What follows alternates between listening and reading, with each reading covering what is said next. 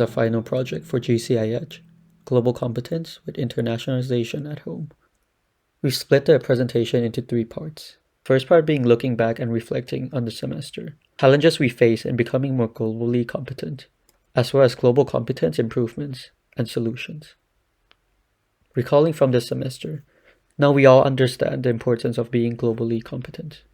But what is global competence, you may ask?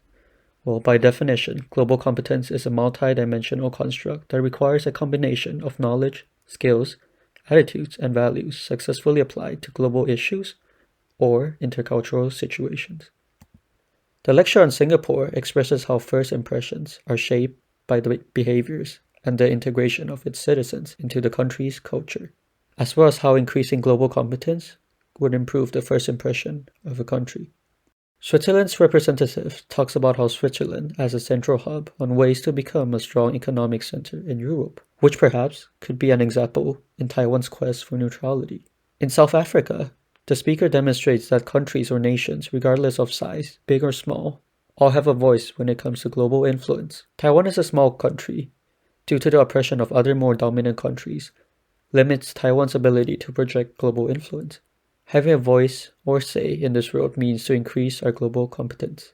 In contrast, the creativity of Peru in their ability to export cultured coffee beans, as well as other varieties of tropical fruits and nuts, shows that there are more than one ways that could improve Taiwan's overall competence globally.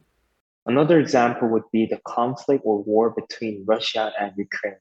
With this devastating event happening, we understood that being globally competent could help small countries like Taiwan be a power or force. The last example we thought of was the importance of climate change, which many speakers mentioned. Becoming globally competent is to take immediate actions, although it might bring a small change. All right, next topic. Let's talk about the challenges we faced as students during this class. First of all, there was too much information. While we learned a lot of fun facts and information, we thought that there wasn't much time to observe it and make it into our own knowledge. Secondly, there would have been many more ways to experience global competence than just classes, but the pandemic made the ways too limited. Also, the pandemic made traveling harder, so less foreign tourists in other countries would consequently lead to less interaction and communication between nations and become an obstacle to become more globally competent. So let's talk about how will we do to get global competence improvement. First of all, since English is not only globalized language, so learning a new one would be helpful to get to know more about the world. Second one is keeping up the latest global news. This kind of news could help people have an open mind to different countries or cultures. And remember to watch the material from different aspects to wisely see all the events in the world. The next one is traveling, because it introduces cultures and helps build wayfinding skills.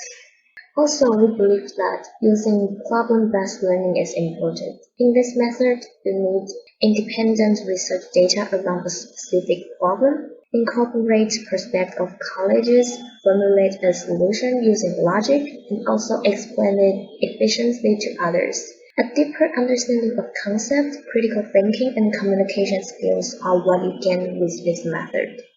Building fluency in at least one other language is valuable and an integral part of developing global competence. Incorporate a global view every day in every subject. Take a big view of history will help us to understand how people around the world make decisions. Last but not the least, make friends and exchange ideas with peers from different backgrounds can help us build cross-cultural communication skills. That is all of our presentation. Thank you.